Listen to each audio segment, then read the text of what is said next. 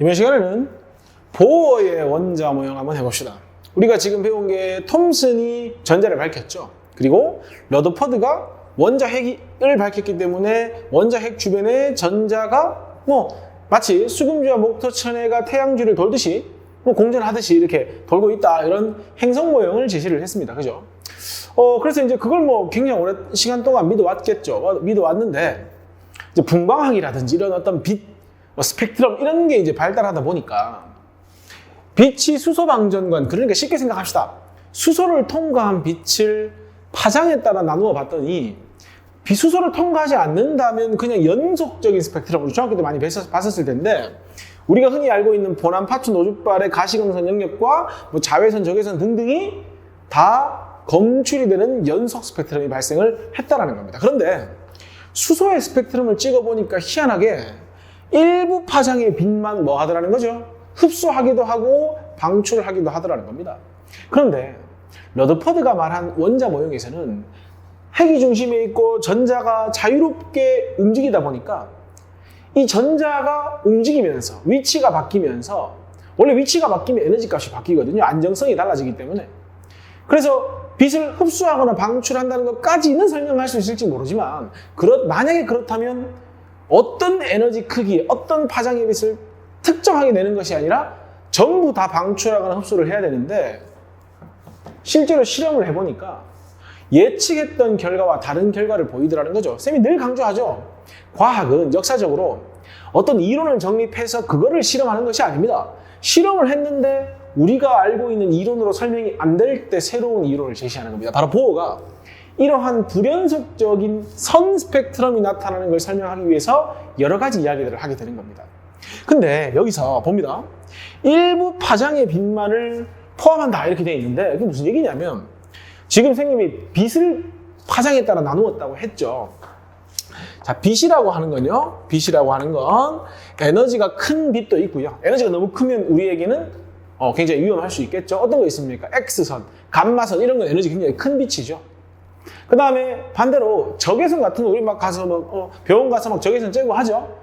에너지가 작기 때문에 무해합니다. 그래서 빛 에너지가 존재하는데, 이 빛 에너지가 어디에 영향을 받냐면요, 첫 번째, 빛이 가지는 파장이 있는데, 본 적도 있고 들어본 적은 있겠지만, 파장이 길면 에너지가 작습니다. 그러니까 우리가 알고 있는 라디오파, 그 다음 어떤 거 있습니까? 또 적외선, 우리 인체의 무해한 빛들은 에너지가 작다, 즉 파장이 길다, 남다라고 하고, 이 남다가 길다, 이렇게 표현을 합니다.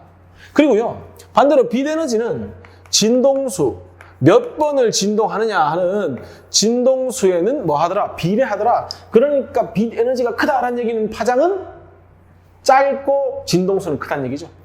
빛 에너지가 작다는 얘기는 파장은 길고 진동수는 작다, 이렇게 표현할 수 있겠죠. 그러니까 여기에 있는 이 녀석은 656 나노미터가 파장이고요. 예를 들어서 여기 있는 빛은 410 나노미터가 파장이니까요. 일로 갈수록 파장이 긴 빛이니까 에너지는 작은 빛이겠죠. 그리고요, 이쪽으로 가면 파장이 짧으니까 반대로 에너지는 어떤 빛이 되겠다? 큰 빛이 되겠다. 그런데 이제 여기서 의문이 바로 그거죠. 왜 특정한 에너지 값을 흡수하거나 방출하느냐는 거죠.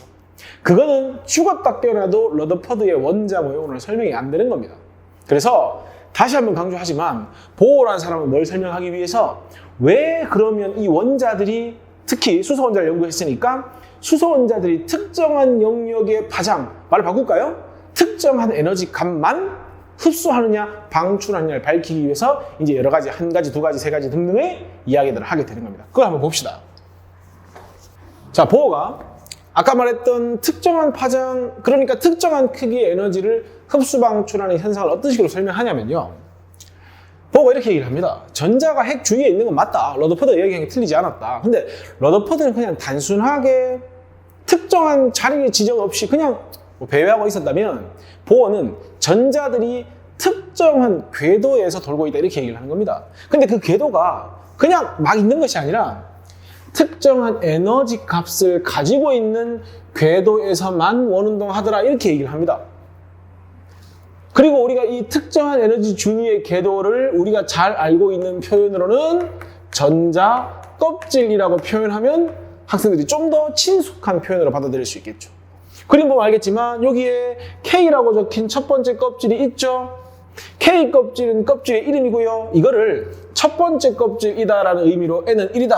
나중에 주양자수라고 해서 배울 텐데 지금 그냥 간단하게 이야기만 하겠습니다. 두 번째 껍질은 L 껍질이고 두 번째 껍질이니까 N이 2가 되겠죠. 세 번째 껍질이 M 껍질이고요. 그 다음 요거는 세 번째 껍질이니까 N이 3이 될 거고요. 네 번째 껍질 해서 N이 4 이런 식으로 해서 수학적으로 계산을 하면 몇 번째 껍질까지 저쪽에 무한대 번째 껍질까지 있다 이렇게 이야기를 할 수 있는 겁니다. 됩니까? 그리고 특정한 에너지 준위의 궤도라고 했기 때문에 이 껍질들이 각자 나름대로 고유한 에너지 값을 가진다는 겁니다. 그리고 에너지라는 건 에너지가 크면 불안정하고 에너지가 작으면 안정하거든요. 그래서 뭘 기준하냐면요. 이 보어가 무한대 번째 껍질을 기준하는 겁니다. 기본적으로 전자는 핵이 플러스고 전자가 마이너스니까 인력이기 때문에 쿨론 포스라고 해가지고 전자는 핵에 가까이 있을수록 안정하단 말이야. 그러니까 K 껍질이 가장 뭐한 껍질이다? 안정한 껍질이니까 에너지 가장 작아야 됩니다. 반대로 핵에서 멀어지면 멀어질수록 쉽게 말해서 2층, 3층, 4층 올라가는 거니까 불안정해지겠죠? 에너지가 커져야 됩니다. 근데 에너지 값을 특정하기 위해서는 기준이 필요하겠죠? 무한대 번째 껍질에 있으면요. 핵하고 전자 사이 인력이 없죠. 왜? 무한대만큼 멀리 떨어져 있으니까. 그래서 무한대 번째 껍질에 있을 때 에너지 값을 0으로 기준하는 겁니다. 그러면 인력도 없고 반발력도 없으니까 서로 관심이 없으니까 에너지가 0이죠. 뭐 불안정해야 에너지가 커지고 안정해야 에너지 작아질 텐데 관심이 없다. 그래서 핵에 가까워질수록 에너지 값이 작아져야 하기 때문에 요 보어가 제시한 에너지 값에 뭐가 붙는 겁니까? 마이너스가 붙는 겁니다. 그리고 이 마이너스가 붙는다는 건 뭔가 양수 음수의 개념보다는 무한대를 기준했을 때 핵에 가까워짐으로써 그 전자가 뭐 하고 있다? 핵으로부터 인력을 받고 있다. 핵에 의해서 뭔가 붙잡혀 있다. 구속돼 있다. 그 정도 느낌으로 받아들여 주시면 된다는 얘기입니다. 그리고 여기 지금 보면 n제곱분의 1312라고 해서요. 첫 번째 껍질이면 n에다 1을 집어넣는 겁니다. 두 번째 껍질이 가진 에너지 값은 n에다 2 집어넣으면 되겠죠? 그리고 이 1312는 숫자 자체가 중요하지 않기 때문에 우리 화학에서는 그냥 K라고 쓰고요. 상수다 정도로만 생각하시면 됩니다. 됩니까? 그러면 보어가 말한 대로 하면 자, 첫 번째 껍질은 n이 1이니까 n에다가 1 집어넣으면 되죠? 여기다 적을까요? 첫 번째 껍질 K 껍질이 가진 에너지 값은 얼마가 되는 겁니까? 마이너스 K가 되겠죠. 또는 마이너스 1312가 되겠죠. 두 번째 껍질은 어떻게 됩니까? 2를 집어넣으면 되죠? 두 번째 껍질은 마이너스 4분의 K가 된다. 하나만 더 할까요? 세 번째 껍질은 마이너스 9분의 K. 보시다시피 에너지 값이 계속 뭐하고 있습니까? 증가하고 있죠? 아, 핵에 가까울수록 뭐하다? 안정하다. 그래서 전자가 첫 번째 껍질에 있을 때를 가장 안정한 상태라고 해서 바닥 상태가 되는 겁니다. 그리고 바닥이 아니면 전부 뭔가가 흥분되어 있고 들떠 있는 상태다라는 의미로 뭐라고 하냐면 들뜬 상태 이렇게 표현을 해주면 되는 겁니다. 됐습니까? 그래서 오케이 특정한 에너지 값을 가진 껍질에 대한 얘기를 봤는데 여기 잘 보세요. 특정한 에너지 중에 궤도가 아니고 궤도에서만 원운동 한다고 했죠? 무슨 얘기냐면 자, 요 그림에서 요게 첫 번째 껍질이죠. 전자 있을 수 있습니다. 두 번째 껍질에도 전자가 있을 수 있는데 첫 번째 껍질과 두 번째 껍질이 아닌 위치에서는 전자가 절대로 존재할 수 없다라고 이야기를 하는 겁니다. 굉장히 의미가 있는 이야기입니다. 그러니까 특정한 에너지 준위 궤도에서만 원운동 한다는 얘기는 어떻게 받아들일 수 있냐면 전자의 배치라고 할까요? 핵 주위의 전자의 배치가 연속이 아니라 뭐 한다? 불연속적인 전자 배치를 하고 있다. 그러니까 여기 있을 수 있습니다. 여기도 있을 수 있고 여기도 있을 수 있고 여기도 있을 수 있으면 연속적으로 있다고 말할 수 있을 텐데 여기는 전자가 있을 수 있는데 여기는 절대 있을 수 없고 있을 수 없고 여기에만 전자가 있을 수 있는 겁니다. 그러니까 전자 배치는 뭐다? 불연속적이다. 하나만 더 할까요? 전자가 이 껍질에 있으면 에너지 값은 마이너스 K가 되겠죠? 두 번째 껍질에 있으면 마이너스 4분의 K가 될 거고요. 세 번째 껍질에 있는 전자는 에너지 값이 마이너스 9분의 K가 된다는 건 무슨 얘기냐면 마이너스 K와 마이너스 4분의 4K의 껍질 사이에는 전자가 있을 수 없죠. 그 말은 전자는 이 에너지 값과 이 에너지 값 사이에 있는 에너지 값은 절대로 가질 수가 없죠. 왜냐하면 여기에 위치를 해야 이 위치에 해당하는 에너지 값을 가질 텐데 전자가 여기 있을 수 있고 여기 있을 수 있는데 여기 있을 수 없기 때문에 배치만 불연속적인 게 아니고 뭐다? 전자는 에너지적으로도 뭐하다? 불연속적이다 이렇게 볼 수 있죠. 무슨 얘기냐 하면 전자가 어떤 에너지 값이든지 다 가질 수는 없다는 얘기입니다. 딱 보어에서 제시한 조 n의 1, 2, 3, 4, 5, 6, 7, 8, 9 등등의 값을 대입했을 때 나온 에너지 값만 가질 수 있다는 거죠. 그러니까 결국 뭐다? 전자의 위치에 따라 에너지 결정된다. 왜냐하면 전자가 껍질에 있고 껍질이 특정한 에너지를 가지니까. 근데 전자가 아무 때나 있을 수 있는 게 아니고 그 특정한 껍질에만 있을 수 있으니까 하나만 기억하면 됩니다. 전자의 배치는 불연속이고 그러다 보니까 전자가 가질 수 있는 에너지 값도 한정적이다. 제한되어 있다. 이렇게 볼 수 있는 겁니다. 그걸 다른 말로 연속적이지 않다. 좀 더 어렵게 얘기하면 불연속적이다. 또는 양자화되어 있다. 이렇게 표현하는 겁니다. 그 양자화라는 표현이 중요한 건 아닙니다. 내용이 중요한 거지. 됩니까? 그러면 요거 가지고 이제 우리가 접목을 시켜야 될 거 아닙니까? 그 전자 배치하고 이제 아까 배웠던 스펙트럼하고 봅시다. 자, 첫 번째, 전자가 불연속적이다. 전자는 특정한 위치에만 있을 수 있고 그러다 보니까 특정한 에너지 값을 가질 수 있다고 했는데 근데 보어가 두 번째 뭐라고 얘기하냐면요. 전자가 다른 전자 껍질로 전이가 가능하다는 겁니다. 여기 있던 전자가 여기로 갈 수가 있다는 얘기입니다. 근데 어디로는? 일로는 절대 못 가고 일로는 절대 못 가죠. 왜? 정해진 껍질에만 전자가 있을 수 있으니까. 또는 여기 있던 전자가 일로도 뭐 할 수 있다는 얘기입니까? 갈 수 있다는 얘기죠. 또는 여기 있던 전자가 어디로도 일로도 올 수 있다 이 얘기입니다. 그러면 생각해 보세요. 이번 이 껍질에 있을 때 에너지 값이 마이너스 K죠. 두 번째 껍질로 가면 에너지가 마이너스 4분의 K죠. 에너지가 커졌죠. 그럼 그 커지는 에너지 값은 어떻게 할 거냐 이겁니다. 바로 흡수를 해야 되겠죠. 뭐 한 만큼? 요 껍질과 요 껍질로 가기 위해서 부족한 만큼, 쉽게 말해서 뭡니까? 바로 껍질 간의 뭐만큼 에너지, 차이만큼 에너지를 흡수한다는 얘기죠. 반대로 여기 있던 전자가 1로 내려오면 어떻게 됩니까? 안정해지는 거죠. 그러면 마이너스 4분의 K가 마이너스 K가 되기 위해서는 얼마가 남습니까? 4분의 3K가 남죠. 그러니까 4분의 3K만큼을 뭐 할 수 있다? 방출할 수 있다 이렇게 되는 거야. 그리고 여기서 핵심이 바로 이겁니다. 에너지를 흡수하거나 또는 방출할 수 있는데 그 형태가 바로 무슨 형태가 된다? 빛에너지 형태가 된다는 거죠. 보어가 지금 뭘 설명하기 위한 거죠? 수소를 통과한 빛을 파장에 따라 분산시켜 봤더니 왜 특정한 파장만, 말 바꿔서 왜 특정한 에너지 값만 흡수하거나 방출하느냐? 정답은 여기 있는 거죠. 바로 전자가 움직이면서 에너지를 흡수하거나 방출하는데 그 전자가 가질 수 있는 에너지 값이 한정적이니까 그걸 불연속적이다. 특정 에너지 값만 가진다. 양자화되어 있다. 이렇게 표현한다고 했죠. 됩니까? 그래서 결론은 뭐다? 보어의 설명은 이거죠.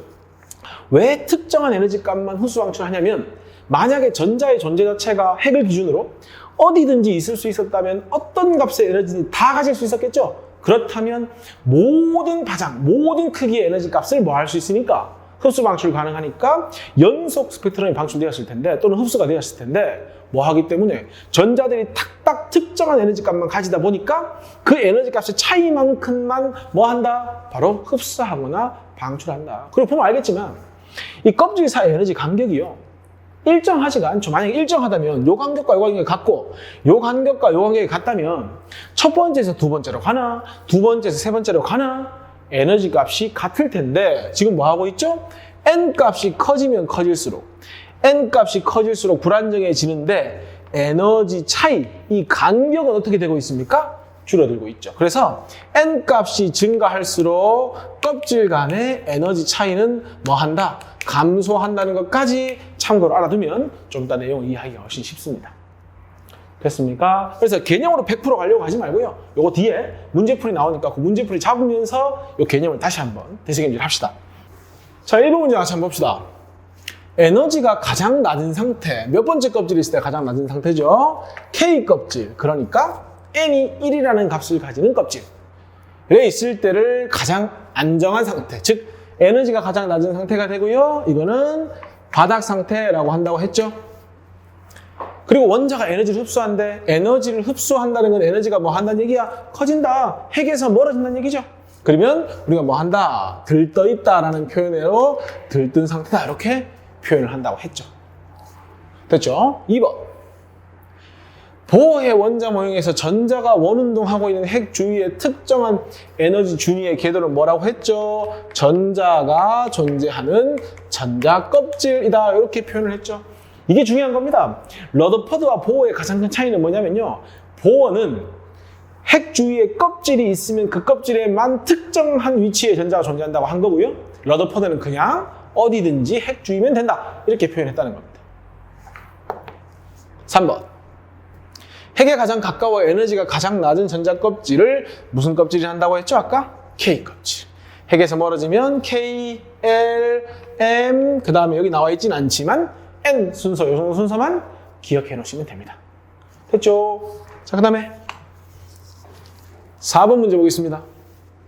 전자 껍질 K, L, Mn의 에너지 준위의 크기의 순서대로 나열하시오. 에너지 준위가 커진다는 얘기는 불안정, 핵에서 멀어진다. 핵에서 가장 가까운 K 껍질이 가장 안정, 핵에서 멀어질수록 불안정해지니까 K, L, M, N 순서로 갈수록 뭐하다? 에너지 값이 증가해야 한다. 5번. K 껍질은 N이 1, 이 L은 2, M은 3인데 각각 가지는 에너지 크기. 자, 아까 껍질이 가진 에너지 크기는 마이너스 N제곱분의 1312다. 요 1312를 뭘로 생각하자? 그냥 K로 생각하자. 상수니까. 그러면 쉽죠. K 껍질은 어떻게 됩니까? N에 1 집어넣으면 되니까 마이너스 1분의 K. 그 다음에 L 껍질은 2 집어넣으면 되죠? 마이너스 4분의 K. 그 다음에 M 껍질은 3 집어넣으면 되니까 마이너스 9분의 K. 이렇게 되는 거고, 그럼 이게 확인이 되죠? 갈수록 값이 어떻게 되고 있습니까? 커지고 있죠. 아마 계속 해보면 어디로 가겠습니까? 0으로 가겠죠. 무한대가 에너지 0을 기준했으니까. 됐습니까? 6번. K에서 M으로 전자가 전이할 때 에너지를, 자, 봅니다. K 껍질이면 사실 이거 바닥 상태니까 가장 안정한 상태죠. M 껍질, N이 3으로 간다는 건 핵에서 멀어진다는 얘기니까 결국 이거는 에너지적으로 뭐 한다는 얘기입니까? 불안정해진다는 얘기죠. 불안정해진다는 건 에너지가 커지는 거니까 에너지가 커지기 위해서는 밖에서 에너지를 뭐 해야 한다? 흡수한다. 이렇게 보시면 되죠. 무슨 형태로? 비대에너지 형태로. N에서 M으로 간다는 건 4에서 3으로 가고 있죠. 그럼 이거는 전자가 전이할 때 핵에 가까워지니까 조금 더 안정해진다는 거고요. 안정해지면 에너지가 작아져야 되겠죠. 내가 가지고 있던 에너지를 밖으로 내보내야 내 에너지가 작아지니까 뭐 한다? 방출한다. 이렇게 이야기하시면 됩니다. 됐죠? 7번. 들뜬 상태에서 바닥 상태로 전이할 때 들뜬 상태에서 바닥 상태로 간다는 건 뭐 한다는 얘기야? 안정해진다 이 얘기죠? 그러니까 방출하는 거 아닙니까? 그리고 그 에너지는 많이 강조해서 선생님이 빛에너지는 뭐하고 관계 있는데? 파장과 관계 있는데 빛에너지하고 파장하는 무슨 관계에 있다? 반비례 관계에 있다. 문제 풀 때 얘기하겠지만 그래서 에너지를 물을 때 에너지를 직접 묻지 않고 파장을 묻습니다. 파장을 묻고 싶을 땐 자꾸 에너지를 물어봅니다. 뭘 이용해라? 둘 사이에 반비례 관계에 있다는 거. 그리고 진동수에는 뭐 한다? 비례한다. 이렇게 이야기를 할 수가 있겠죠. 됐죠? 8번 보겠습니다. 다음 그림을 보고 물음에 답하시오 라고 했고요. 여기 지금 보니까 첫 번째 껍질 K 껍질 말하는 거죠. 여기 몇 번째 껍질? 두 번째 L, 세 번째 M, 뭐 N 이렇게 가는 겁니다. 이 순서로. 보면 그림에서 일단 뭘 봐야 됩니까? 첫 번째 껍질과 두 번째 껍질의 간격은 크죠. 쌤이 아까 말했죠. 분모에 N이 아니라 N 제곱이 들어가 있기 때문에 N 값이 증가할수록 이 에너지의 간격은 자꾸 뭐 한다고 했죠? 줄어든다고 했죠. 나중 되면 사실 차이가 거의 없어지겠죠. 그리고 보면 A하고 B하고 C하고 D는 화살표가 아래로 향해 있다는 얘기는 지금 여기가 핵이 있는 거죠. 핵에 가까워진다는 얘기니까 사실 A, B, C, D는 전부 다 N 값이 작아지는 전이 위치 변화가 있다는 얘기입니다. 그렇기 때문에 전부 다 뭐 하는 거다? 에너지를 방출하는 전자전이가 되겠죠. 그 다음에 E는 보면 첫 번째 껍질에서 다섯 번째 껍질로 간다는 건 E는 뭐 한다는 얘기입니까? N 값이 증가하는 전자전이를 하는 거고요. 핵에서 멀어지니까 불안정해지고 에너지가 증가해야 하니까 에너지를 흡수해야 되는 겁니다. 1번 볼까요? 위 그림에서 가장 큰 에너지의 비대 에너지를 방출한다라고 했으니까 답은 A, B, C, D 중에 하나고요.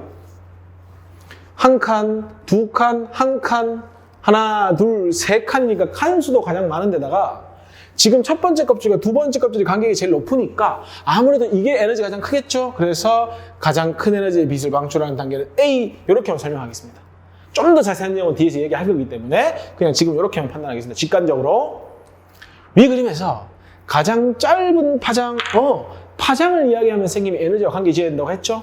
가장 짧은 파장이라는 건 에너지가 가장 뭐한 빛, 큰 빛, 그러니까 1번하고 답이 똑같아야 됩니다. 이게 답이 A가 되겠죠. 똑같은 걸 묻고 있는 겁니다, 지금. 그 다음, 가장 긴 파장이라는 건 에너지가 어떤 거? 가장 작은 거.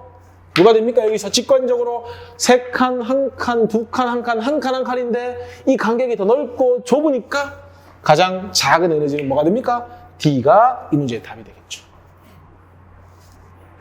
그리고 3번, A, B, C에서 방출하는 에너지의 크기를 각각 구하시오. 여기다 적어볼까요?